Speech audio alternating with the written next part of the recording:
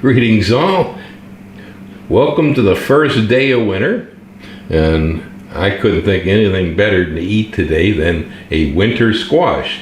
Now there's some confusion as to why we call these winter squash. Now in Hawaii they actually do grow pretty well in the winter, but most places we call them winter squash because we pick them in fall when they're fully ripe, put them on the shelf, and we can eat them all winter long. They store. Now the one I've got here is, locally they call it kabocha pumpkin. It's probably the calabaza of the Caribbean. I call it Godzilla squash because it's unstoppable.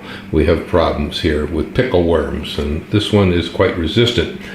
Now it's got a pretty hard shell, so I steam it first, and then I go ahead and I remove the hide. It's a lot easier to do this once the squash has been steamed.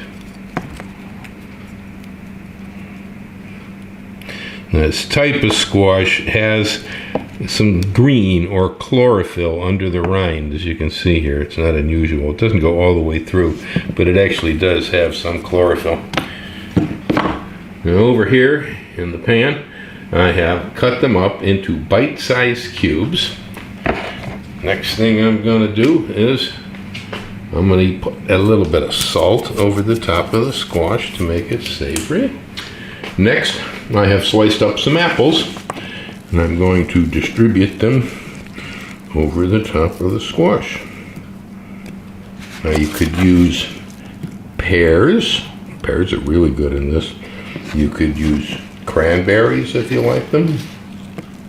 You could use blueberries, raspberries, apple bananas. There's in the island here, that'd work out pretty well. Even persimmons.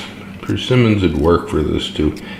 I just wouldn't use a fruit that's too acid. Okay, now the next thing we're going to do, we're going to add some chopped nuts.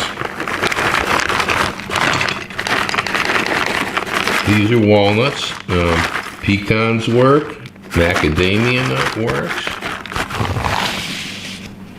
Next, I'm going to apply some pats of butter to the top.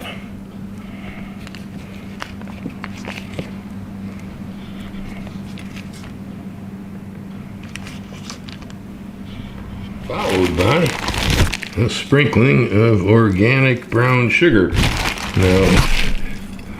Now a person could use palm sugar, you could use maple syrup, you could use agave nectar. There's a whole bunch of possibilities, but a little bit of sweetness on top. All right, so next, pop that into the toaster oven. And we got her set for 350 on bake, and we're going to let this go for about 15 minutes. Now, does that say happy holidays or what? Yum, yum.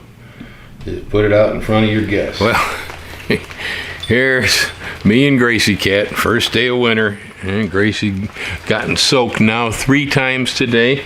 I told Ellen it's your job to dry the cat now. I'm not drying her anymore.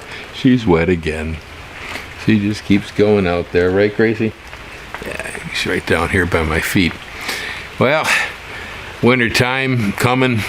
You know, when I was a boy, they used to give me this line of BS about how Santa Claus made it all the way around the world in one evening, Christmas Eve to Christmas morning, and delivered all of those presidents, all those kids. I'm smarter than that now. I know that Santa stages the presidents. Yeah, he works for at least a month ahead of the season, and he'll drop off a load in a spot in Warsaw, Poland. You know, he's got some over in Beijing. You know, he's dropping them off in Saigon. And he'll be doing that. That way, you know, when he gets around to taking them in down the chimneys, he's got a load here, a load there. He doesn't have to pull the whole works. I mean, can you imagine that poor reindeer trying to pull a whole planet's worth of presents through the sky. Well, you know, Santa's no dummy, and he's realized it's getting really, really hard to get across or anywhere near the borders of the United States today. He figured, well, if he come in from the north like he ordinarily did across Alaska and Canada, well, they'd probably shoot him down thinking he was a Chinese weather balloon or maybe a real UFO, who knows. But he'd probably end up down there on an ice floe someplace like the last stuff that came in that direction. So I didn't figure that was going to be safe. So after looking things over, he decided that he was going to try coming in from the southern border because he saw big lines of people heading in that way. And, well, this morning I was watching the news, and they had overhead drone shots of what's going on down there by the border. And I swear, I saw some guy in a red suit. They were dragging him across,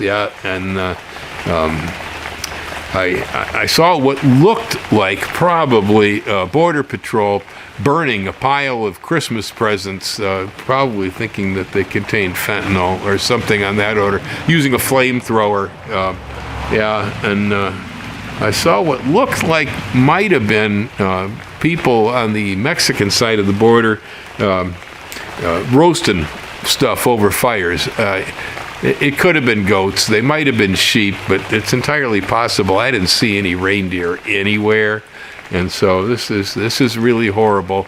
I believe Governor of Texas has shoved Santa on a bus to Chicago, and so yeah, that's what I'm hearing. I believe Rudolph was the only one that made it out alive. He's on the Mexican side of the border at a cantina, drinking with the federales. You know how Rudolph with that red nose is always loaded. So he's having a good time. But I don't know about the rest of them, Donner, Blitzen, and all that. I got a feeling they're turning into tamales. Okay, so don't tell the kids that Christmas story. They'll start crying. It's not really true. I didn't see a guy in a red suit on the news this morning, but, Santa'll be having some trouble getting across the border these days. You betcha. Yeah, if you don't get hit by a missile, somebody's going to put him on a bus and send him up to some northern city, man. I'm telling you. It's not safe to come into the country these days. Yeah. Hang loose, all. Enjoy the holidays.